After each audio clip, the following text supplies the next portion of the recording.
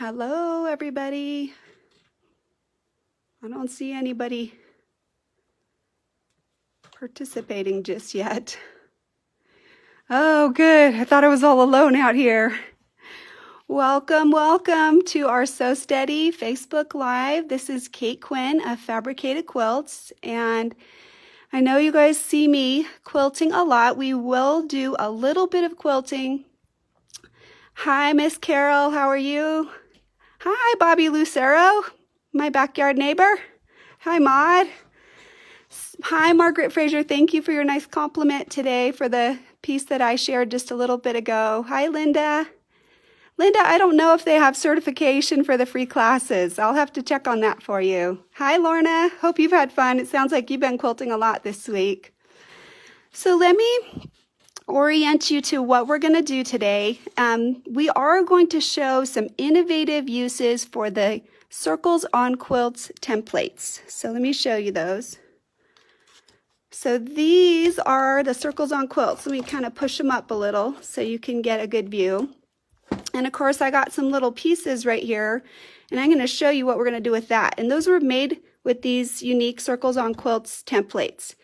So the way that the Circles on Quilts work is if I sewed quilted lines like this, these would be the inch apart, 3 to 4 to 5. So the Circles on Quilts, these are the odd numbers right here. Okay, and then this is odd numbers by half. And there is a reason I'm sharing all of this. This is evens by half. And then this is even numbers. If I were to sew every one in order, so 2, 2.5, 3, 3.5, 4, 4.5, and I sewed concentric circles with this, then the circles would be 1/4 of an inch apart. So on each of these, they'll be 1 inch apart. And then if I used 6 to 7, that would be a 1/2 inch apart. So it's kind of useful to understand the relationships and why we have all 4 pieces. And just to give you some little eye candy to get us started, this one's a little offset, but here's some ideas about how you can use that. So you can see this was the same template. This is that 1 inch apart. And then this also was 1 inch apart, but by using 2 additional templates here, I made the 1/4 inch gap, which was nice because now all of these rings don't just blend in together. This right here with no quilting in it and here kind of creates a little frame or a breathing easement between this design and this design. So you can always mix and match those templates to help create the space that you want. And you can always skip lines, of course. So like if I had a 1 inch circle and I wanted a bigger space so that the circle would have some breathing room, then I could also skip lines. And then this right here, this circle was made using the Circles on Quilts. So we're going to start with this piece right here and how we make it and how we piece it. And then we'll do a little bit of quilting and maybe some template as well with the Circles on Quilts templates. So let's get started. All right, so the first thing I want to show you is I've got 2 different circles. So this is 5 on this side, sorry, 5 and 4.5. I actually wrote them on there. You could see that just so that I'd remember.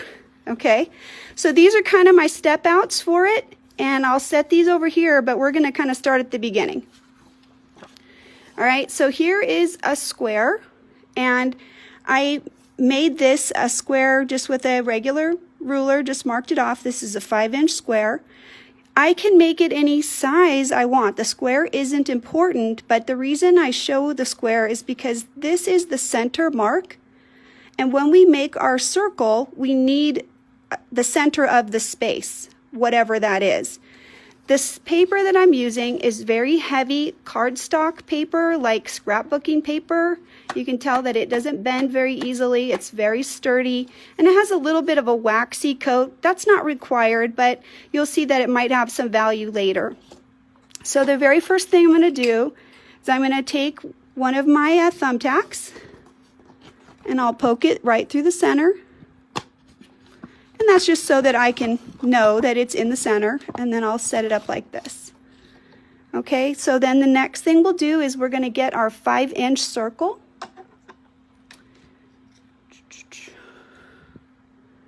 All right, so let's put that on there. All right, and so right here, I've got space for this 5-inch right here. It should fit inscribed in this box. So, handy dandy. Stitching line discs are the best ever. Love it. Okay. So I do a lot of design planning with these guys. They're really super helpful. So you can use one side. You can push this stitching line dish up to the top or up to the bottom. It doesn't really matter. It's not going to affect the overall size, but I just want you to know that you need to pick one, and then when you're designing, just stick with it. Can you see my little tape is stuck? So I got to lift him up there. So let's go ahead. We'll finish up the circle. Kind of have to get us a little space here so he can move. Oh, that tape just wants to pop off, I guess. Let's see if I can fix him. Oh, he's kind of rolled. That's why he's having a little bad day over there. All right, so let's get our circle finished up. Now, can you see that I have this little tiny mechanical pencil, and the stitching line disc I'm using is so small? And that's important because we want accuracy. So we want to try to find the stitching line disc that is the most appropriately sized for what we're doing. So if you have a fatter marker, then you want to use a different stitching line disc that'll work for you. You shouldn't have it where he's moving around a lot. Sorry, am I making you guys dizzy? I'm making myself dizzy. You're not quite on the camera if you push it up. All right, here, let me see if I can push it up. Honey says that I'm out of view right there. Okay, so all I'm doing is I'm just staying on the template and then rotating him around and making my circle. Okay, so here, we'll show it. You're wondering, I showed you, this is where I'm going. I'm going right here. We're gonna make something awesome though. All right, so now that we've got the circle, yes, it's on paper. So I'm gonna grab my paper scissors. Dun, dun, dun. Remember that you don't wanna be using any of your sewing scissors. I have known that some people put padlocks on theirs. Okay, and we'll just cut it out. And while I'm cutting, I'm going to talk to you about, this is going to make exactly the size circle that we selected. So we selected a 5-inch circle. So my finished circle size is going to be 5 inches. If I wanted to make it just slightly bigger, you could cut it a tiny bit bigger, like a little bit smaller than 1/8, and then maybe you could quilt it down with the Circles on Quilts template. The reason that we're not going to do that is because we're ending up taking the paper out, so we're going to use a blind hem or a tiny zigzag to stitch this down. All right, so almost there. You won't have to watch me too much longer. All right, so now that it's trimmed, I want to kind of look at it, maybe even flip it over, and just kind of look at the edge and make sure that you have a really nice clean edge. If it's like a little pokey, see that one right there? Maybe I'll come back on this side and maybe I'll just clean that up. And it's not that big of a deal that you have to make it super perfect, but if you make it really clean, then when you put the fabric on, it's going to look smoother. So I'm going to give you some tips for that just now. So let me grab my fabric. All right, so we're using this cute little fabric today, and we're going to baste it on here with some glue. So this is just the purple water-soluble glue, and I'll just put a little bit on there just to keep the fabric from moving around. So when we flip it over, I want to show you how we're going to position it. So it's a little bit tight. I might want to make it a little bit bigger next time, but notice that we have a 1/4 inch on all the edges, some even a little bit bigger. Maybe that's a little tight, but that'll work out. Okay, so now let's start. We're going to put a little bit of glue on the edge, and you're just going to flip this over like that and just pinch it like that. So you'll have to keep putting a little bit more glue and a little bit more glue. Don't worry about this big seam allowance. We'll take care of that as we go. I'll show you how we're going to fix that. And then just press it. Make sure it's sticking pretty good. If it isn't, you can just lift it back up, put a little bit more glue on it. And see right here how this little fold is really close to the edge? The closer that the pinch like that is to the edge, the more likely it's going to show. So if that happens, just kind of split it a little bit and see now how the fold is behind the edge, and that'll make sure that you get a nice clean circle. So let's put a little bit more glue like that, and then we'll just pinch these around like that. So you can see we want that little fold, the little pucker pleat, to be away from the edge, not right on the edge right there. So then just kind of pinch as you go. Just pinch a little bit at a time and make sure that your little fold is off of the edge there.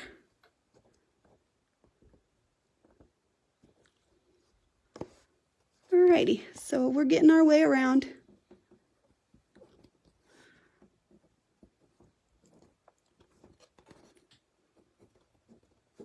And then I'll probably put a little bit right here to make sure that we can connect it all up nice and smooth. Alrighty, there we go. Stay down there, little slippy sucker. So when we're doing this, the reason that we need that sturdy cardstock, that nice sturdy paper. So if your edge is like that tight, maybe you need a little bigger piece, but we're just going with it today. We'll stick a little more glue on there. It'll work out. Okay, so right now, you know, I got him all in place. Let's flip him over so you can kind of see how he looks. So you can see he's nice and smooth. So if you looked and you had some areas where you felt like it wasn't a nice smooth edge, then you can just go onto the back side and maybe just kind of tuck that edge in a little bit more to smoothen it out like that, okay? And if you have directional fabrics, that could be something you might want to think about when we set it up. So I'm going to go ahead and show you how we'll adjust for that when we're doing this next piece. So I have to go ahead and press this down. I want all this glue to dry, and I want this to be nice and flat. So I'm going to do that. So if you have any questions so far, go ahead and send those to Honey, and I will have him relay those while I'm pressing.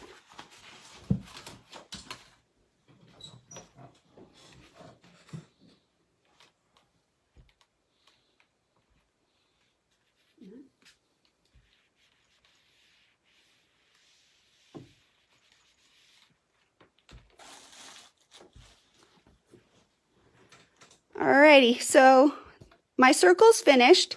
So if this is the piece of fabric that I'm using, this is a 6.5 inch square, and I would fold it into quarters, and I would press that as well. So we'll let Honey get involved in the quilting and let him press that. So, and then on this, we want to mark the quarters as well. Okay, so what you can do is you can just fold them in half like that and just kind of pinch that right there and use your quilt marker, your quilt safe marker, and you can just put a little tick mark right there. Walk this side over as well, and then we'll mark this side also. Okay, once we have those two marks, we can put this part together, and that should be exactly split. And so now we'll mark this side. Okay, just hold those together. Is that thumbtack you were using, an upholstery thumbtack? No, that's a long arm. So somebody was asking about the tack that I used. Why is it so big? So that's a long arm pin. It's an older one. I think they're a little different now, but it's a So Steady pin. Okay, so we've got all these marked. And the reason that we went ahead and we made these cross marks on here, you can see it's nice and visible. He did a really good job. is now we can line up those little tick marks that we made. So there's purple, and there's purple right there, and then up on the top is purple, and right there is purple. And what that means is if we match all of those dots, then our circle is correctly centered on this square. Okay, so let's go ahead. We'll just pin that really quick. Now, if you want to do this at home, there's a couple of tips I want to give you. You can sew this without any stabilizer if you want to, but a stabilizer for some machines will make a big difference to how flat this comes out. So when I sewed with mine, I didn't need it. I sewed mine without any stabilizer. See, right? So there's my little blind hem. Can you see that? It's a little tiny blind hem. Let's see if we can get you in maybe a tiny bit closer. No, it doesn't want to do that. Okay, we'll bring it up. So you can see I used a matching thread, and it's just a very, very narrow blind hem that I lined up. So I did that for both of these. This is my favorite. This is invisible machine applique, like that, where you use a matching thread to the top fabric and you're stitching super close to the edge right there. So those two were done with the blind hem, and then we'll do something that is a little bit more common that maybe everybody has, just in case. So what we're going to do now is we're going to just do a basic zigzag. So I'm going to make a few adjustments to my machine. I want my zigzag to be really small. So I'm going to test it, but we'll start with like 1.6 or something like that. So if this is where the needle's going to fall on the outside, right? And then we can see how big the zigzag is this way. Oh, come on, tack off. There we go. Okay, so you can see how tiny that is. So maybe we'll make it just maybe 2 clicks smaller. So my zigzag width is now 1.3. And I'm just going to use this slot right here in the foot to kind of line up the circle as I pivot. And I could make the zigzag longer, like right now the stitch is kind of tight, but it'll be okay. It's going to work out. So we'll just go with this. And you'll see that I'm going to just rotate this as we go. Pull this pin out. And I have to go slow enough that I can keep control of the pivot. So I know some people are going to say, well, can I use my circles on quilts? I mean, my circles and straights tool or my circles on my table? Yes, you can. However, we are removing the paper here from this product. If you use a heavy decorative stitch, it will be heck to try to get that paper out. So if that's the case, I recommend that you baste it first, take the paper out, and then use your decorative stitch around the edge after you get it secured, because otherwise you will not be able to get that paper out. So, hey Patrick, can you get me the spray bottle? Because that'll be the next thing that I'll need.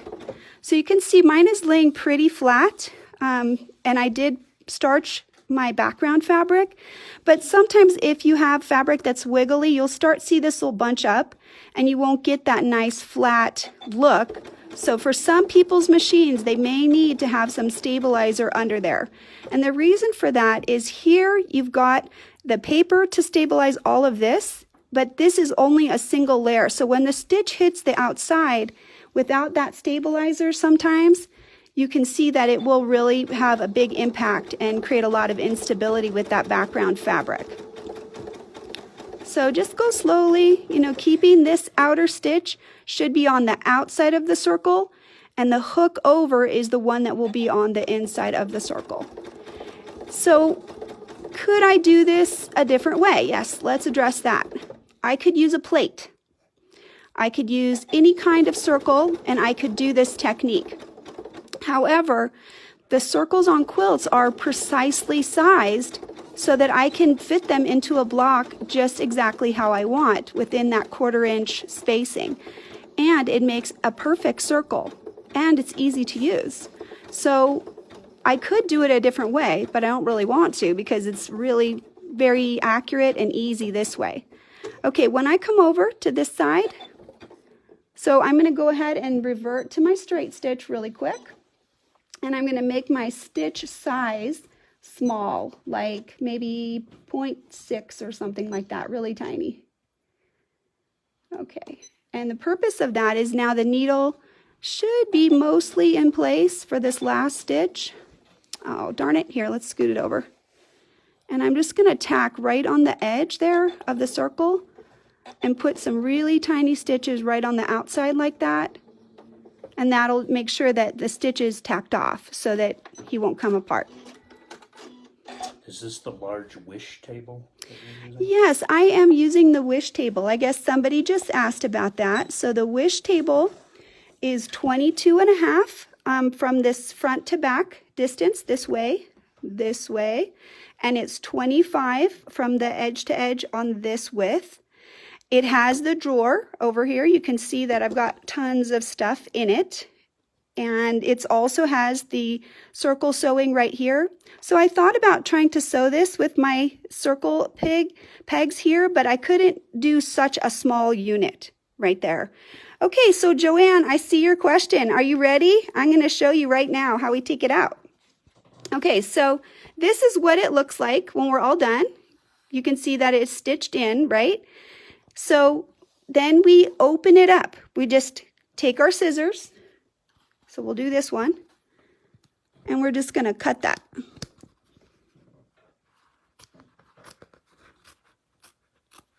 Now, right here, this is our seam allowance. So we're going to be a little bit careful as we cut around this to give ourselves that safety margin.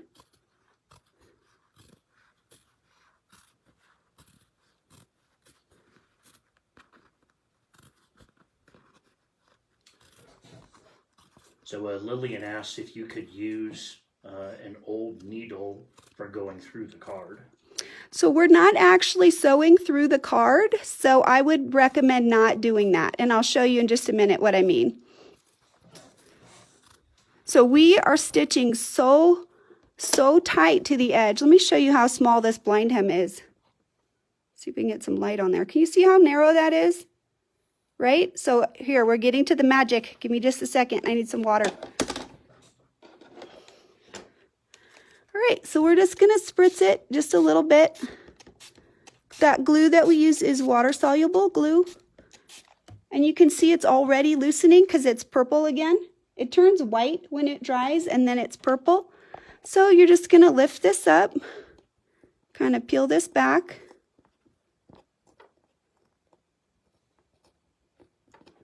We'll just go around, and if it's ornery, you can get it a little bit more wet, but you try not to completely saturate it, and I'll share why not. There's two reasons. This paper is wax coated, and it allows us potentially to make another circle using this. We can probably make more than one. So that way you're not wasting a lot of excess material. Plus, we don't want to distort everything by, pulling super hard. All right, so let's see. And I'll give you another tip too. So if you wanted to do this like with a dryer sheet or something like that, you could just sew it and then you can just turn the whole thing outward. But the purpose of this is we want a really pretty circle. So that's the whole function of what we're doing, is making a really, really pretty circle. Okay, so peel it back if it's a little bit testy.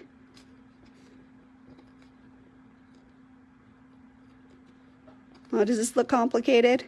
Would I do this for a gigantic size quilt? No, probably not. I would probably piece it because this does have some fabric waste, obviously, since we cut that center piece out. So if you were doing something really huge, I would maybe have, a template. And Wesley does have those templates. Okay, so look what we got here, right? So before you do anything, I want you to just take your hand and just pat this down like that. Just pat all your seam allowance back into place so the circle's not distorted. So let's press it real quick.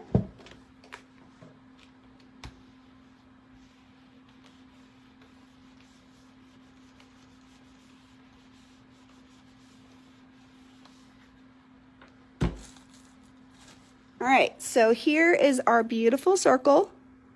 You can see it's very flat. It's very secure. Oh, I just pulled my thread out, darn it. And then I can iron this guy and I can use him again. And if you used Mylar template plastic to make this, then you could make your own set of circles in every different size, and then they're heat resistant, and you can just rinse the glue off and you can just use them again and again. There is a little, you can see that, Lillian, this is for you. So the needle did hit maybe a little deep on this one. This is where you want to try to make sure that you're catching just a tiny bit of the circle. So maybe I caught just a little bit too much, and you can adjust the depth of your stitch to play with this and make it less of a stitch over.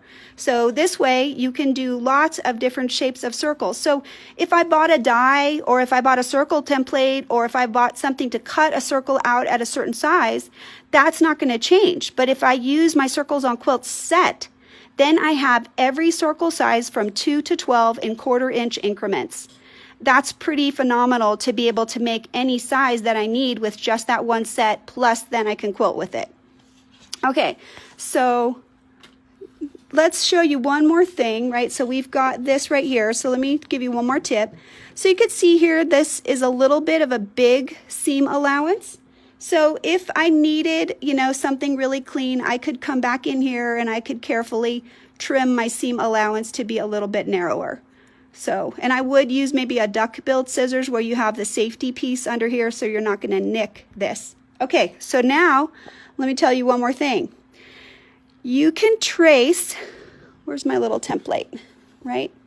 So with this now, I can take this and I can lay it on my batting and I can trace around the circle, and I could make a little batting inset for this, and then this could have an automatic trapunto when you go ahead and sew it in. And let me show you what that looks like.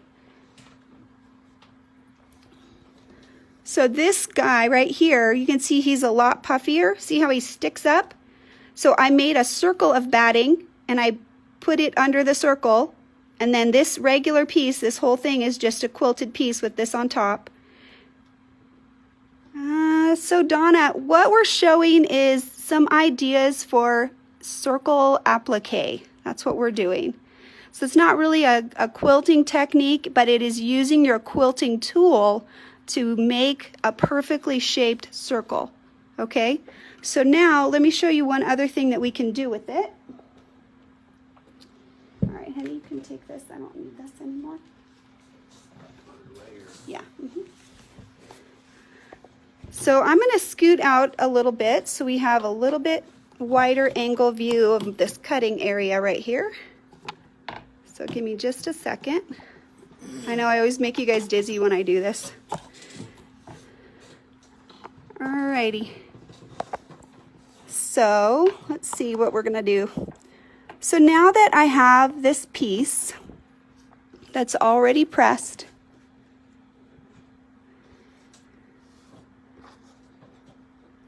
now I can cut him and I can use these lines as the reference.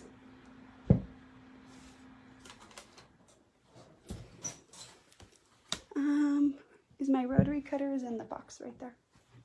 It's in that box. So I know that the circle that I made, let me just show you the size real quick.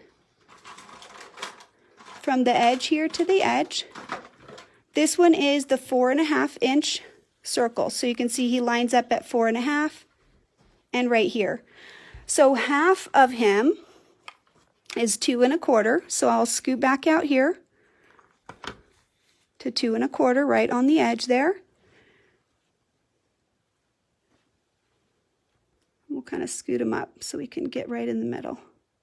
And I can use my square reference lines to get a nice cut right there.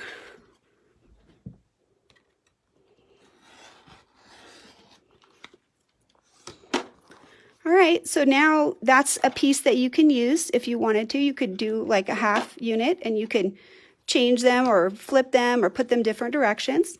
But let's go one more. And we want the circle at 2 1/4 right there. So to the center is exactly what we should see. There's 2 1/4 here and 2 1/4 there. So we'll go ahead and we'll cut that right there. Now, these are the same size, but maybe the seam allowance isn't exactly what we wanted. So this is a pretty wide seam allowance. Now I can cut this any seam allowance as long as I have a 1/4, right? We want to be able to sew it in. So I can use that information and I can put the 1/4 inch right here and right there at the top. Okay? And if I do that,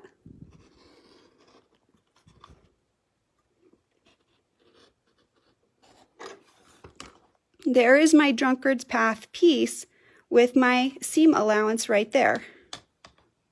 Can you see that? There's my 1/4 inch right there. So just by doing this, I can make a bunch of these and I can make different sizes and I can add fillers or I can set them so they go different directions like that. Okay, don't you think it's, let's see, I took a whole course, best thing I ever did. It's well, okay, so yeah, I know that this has some complications. I understand that this might not be the technique that everybody likes to use or that everybody wants to use, but you have a really unique tool in the Circles on Quilts quilt set, and it's really powerful and it makes perfect circles. So this is just an idea for that person that wants to get a little bit more value out of that tool to see what they have the potential to do with it. So, all right, so let's go ahead. So you guys want me to cut this one more time? So I'll cut it and then I'll show you how we can lay it together. So we were cutting right here at 2 1/4 and right here as well. And we'll try to make sure we're right at the top. Now, I don't have to trim these down. If I want a big allowance of this background fabric, I can just leave that. I don't have to trim it, but in order for it to cut right at the circle, I would need a 1/4 inch so that when it sews in, it would be right there. So if I did that, I could make all the seams match up, but I think that this would look really cool too, to, you know, maybe do it. Let's see, let's play with it. Where's my other ones? So we'll make each one go a 1/4 turn a different way, like that. And then we already trimmed this one, but you know, if we trimmed him enough, we could have something like that. And these would sew in the center, and you could quilt something in there, and then you can use your Circles on Quilts to quilt this part of it. So lots of different options and lots of different potential designs, and this would make a great scrap quilt, you know, making different circles randomly as you go in different sizes from your scraps. And then when you have enough, you can just applique them on there and just make something fun. Okay, so let's go to the next piece of the lesson.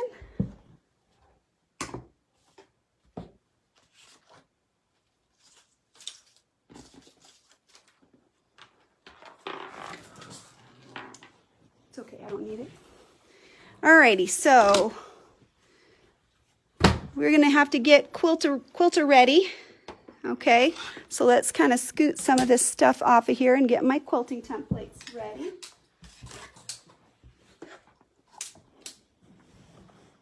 Alrighty, so I just marked the center here so that we would know where the center is, because that's where we're going to set the pin.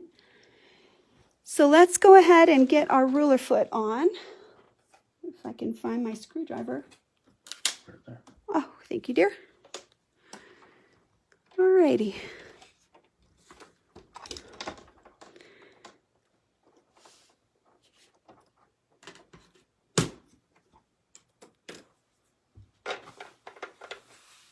So today, just for everybody's knowledge, I'm quilting with Presentia. It's cotton, 100% cotton thread.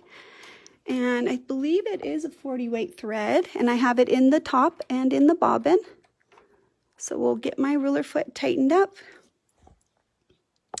And I did, unfortunately, make my thread come out of there, so we'll have to reset ourselves real quick. Oh, I love that. Love my threader. Okay, and we'll set our machine so we're on the ruler work setting. so we can get our foot height adjusted. And lower our feet dog. And who else knows what else I need? I need one more thing. Anybody remember? I need my glider, which I love. So let's stick him on there. Alrighty, so let's get him on. Smooth him out.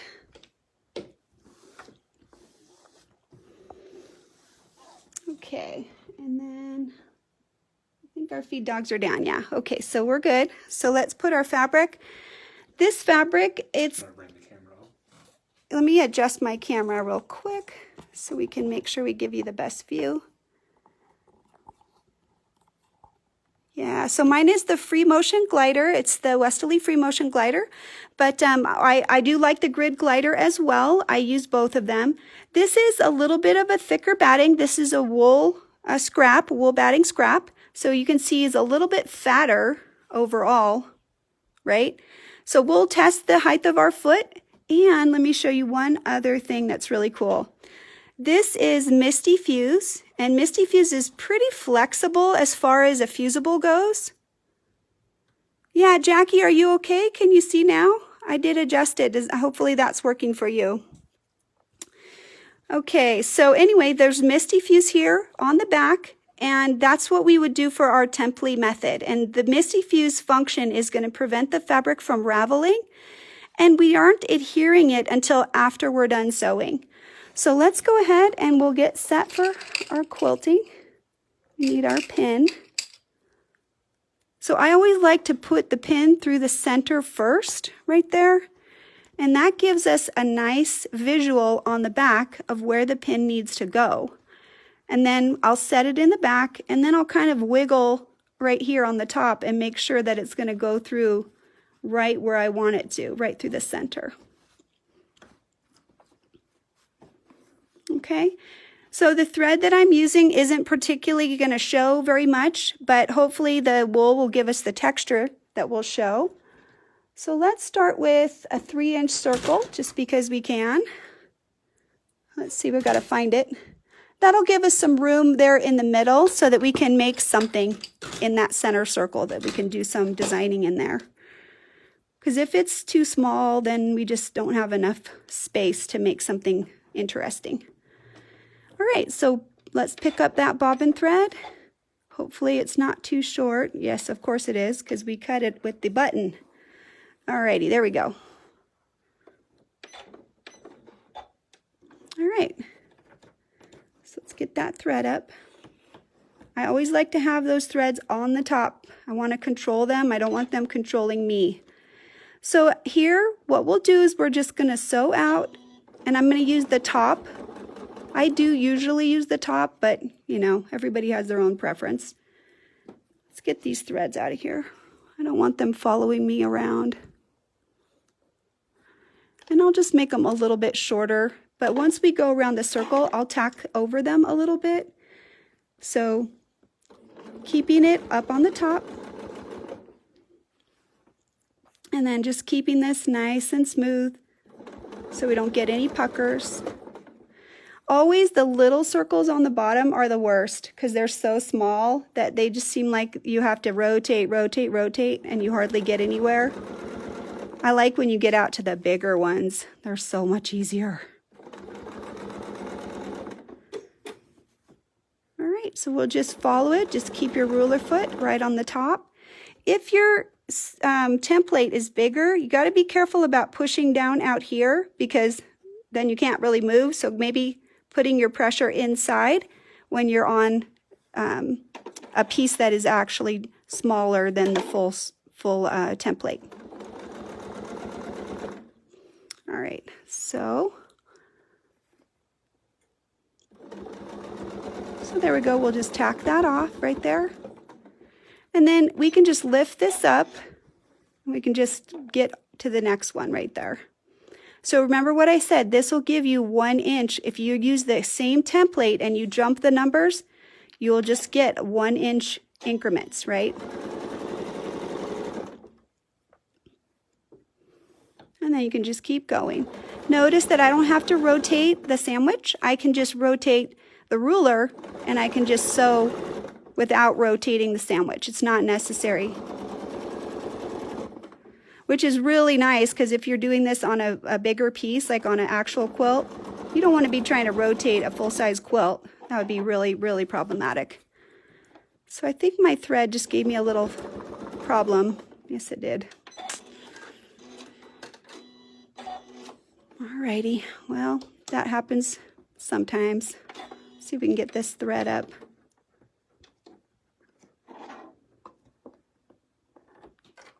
There we go. Let's make sure he's still in the bobbin.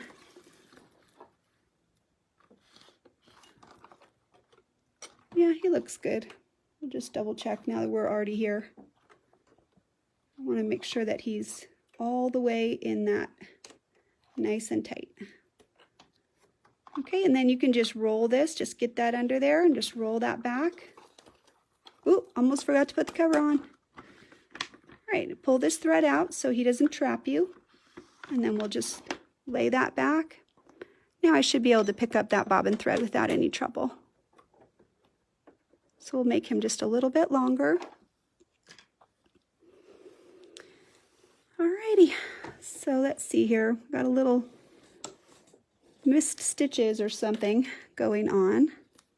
So we'll just clean that up. And I'm going to lower my tension just a little bit in case that was playing a part because it was set for a different thread. So I think it might be a little too tight for this guy.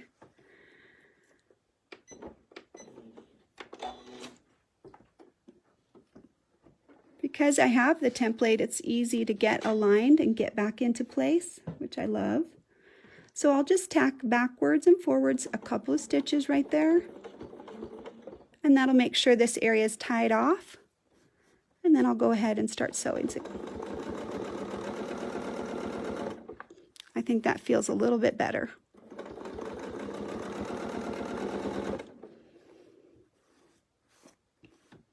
All right, hopefully you can see what I'm doing. So I'm going to make just one more row because I want to show you how we can add that 1/4 inch spacer on the design, which I really like. Okay, and then we can do the same thing. We'll just jump over, and I don't want to get trapped, so I'll put it underneath to make sure it doesn't trap me.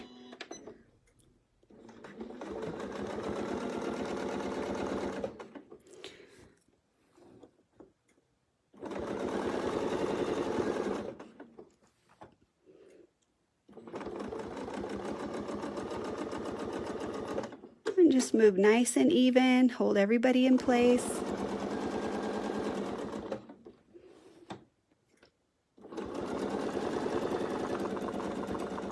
Oh, darn it. It is not happy with this thread today. Let's see. We'll give it a rethreading. That's always something we need to do if it's causing trouble. So let's see if we can just...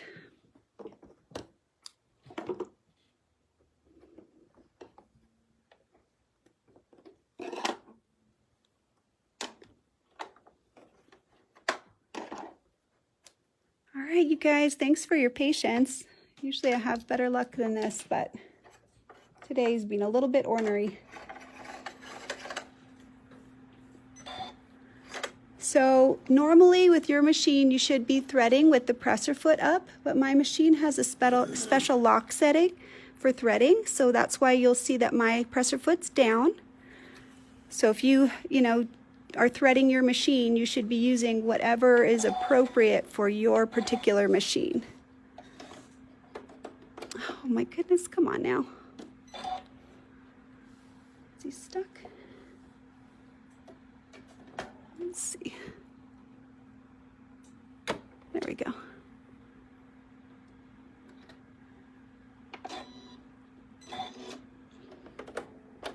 There we go.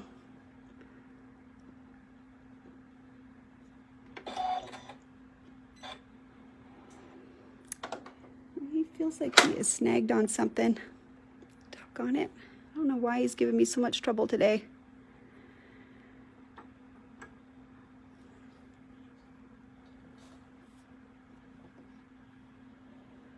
There we go, that feels better. I'm tap dancing in front of you guys. Thanks for your patience. I'm just going to test him right here because he's being really difficult. We'll do a little baste right here on the edge to give him a test. All right. Seems like he's doing okay now.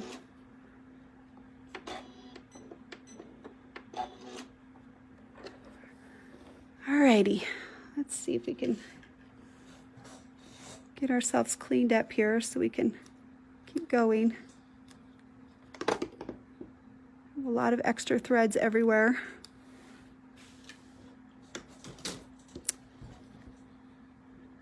Alrighty, so I've done my demo here. We're going to go ahead and we're going to move on to some of the embellishments right here. So let's put something in these different spaces. And I'm going to talk to you about some markings that might help you. So I think sometimes when we do things in a circle, it's hard to keep things oriented because when we're going straight, we have a nice straight line. But in a circle, we have sort of the pie wedge. So let's split our pie in the middle. And we'll split it one more time.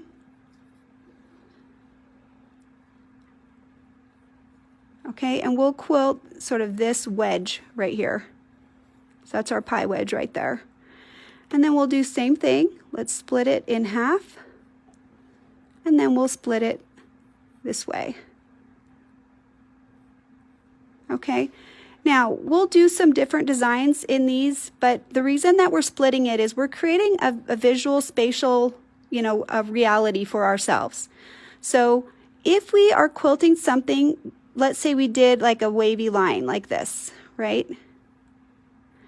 This has to be a little bit skinnier on the inside, and it has to travel a little bit more on the outside, like that. And this line can help you to keep your loop straight like that, visually straight, like that. So that line can be really powerful to help you not have your loop kind of start falling over. Let's see if I can even do it. Sometimes we kind of go like this, we keep it straight, but this is curving. So you can see this is going to look a little better than if we just sort of are going that way.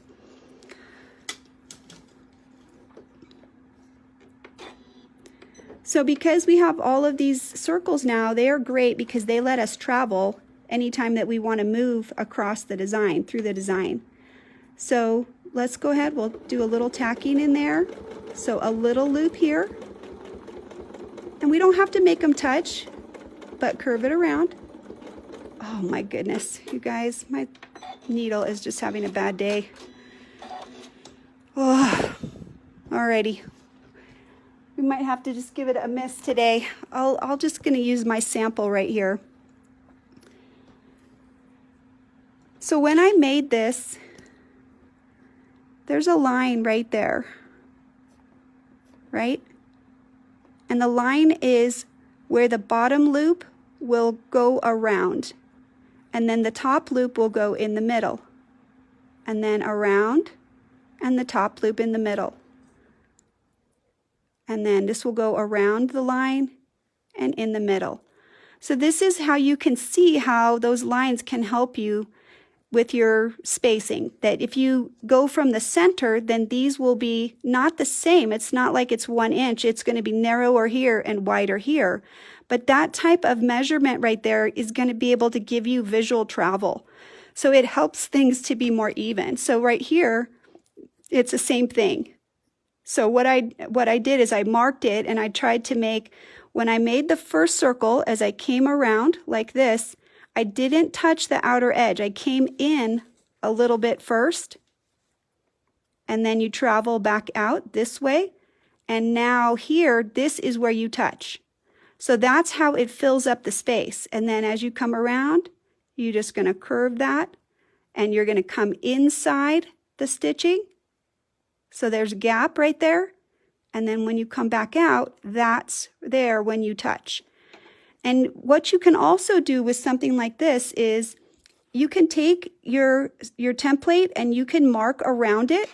And that will help give you something to follow. Like if you have your stitching line discs and you mark your circles off, then you can say, okay, I'll start in the middle and I'll go out to the edge. Or I can compress it a little bit so that you can have the full circle at the end, or you can choose not to have the full circle at the end. You can split it either way.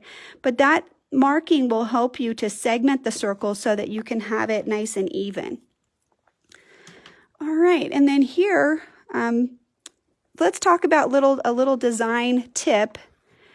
I think this looks amazing. I love it, and it's just overlapping circles. This is a continuous line design, and when I got down to the end, there was a little gap right here, so I literally just stuck the circle on there and I closed it so it would connect all those pieces. The one thing I've missed here that I would like to do it, if I was going to do it in the future, is I think I would put a little breathing channel on this area right here to set these designs off. I would put a little blank space to emphasize this. So what I did here is I wanted to create an interruption of the circle so that things did not have to match. And then that kind of offered me a more opportunity to put another fill in there as well. So anyway, I think that's it. I think we're having enough machine trouble. I'm going to have to go back and see what my challenge is and why it was having trouble. But I hope that you don't ever think of your templates as, oh, they only do this, because every time I play with our Westerly tools, I find them so innovative and I find a new way to use them, whether it's piecing or quilting or whatever. They're just really fantastic. And so really have a great opportunity to play with some amazing circles with our Circles on Quilts templates. So I do recommend the 4-piece set, and that will give you sizes 2 to 12 in 1/4 inch increments. And let me give you one more tip. This is the channel, right? And this is not the same dimension as this space right here, but you can use this outer area and that will make an even bigger circle. So if you just want a really gigantic circle, you can use the outside of each of the templates and they'll grade, but they aren't the correct measurements because it's a little bit thicker here than this here. Okay? All right, so I will be not participating next week on Sunday. You all have the weekend off on Sunday. I don't know what Donnell is going to do on Saturday, but because it's 4th of July and I want people to be with their families and not be on their computer, I want you to go and eat barbecue or celebrate with your close family and try to have as relaxed of a weekend as you can have. All right. Thank you guys. And remember to check out my videos on Sew Steady University. I've got the free Fun and Fancy table topper with purchase of the Fun and Fancy set.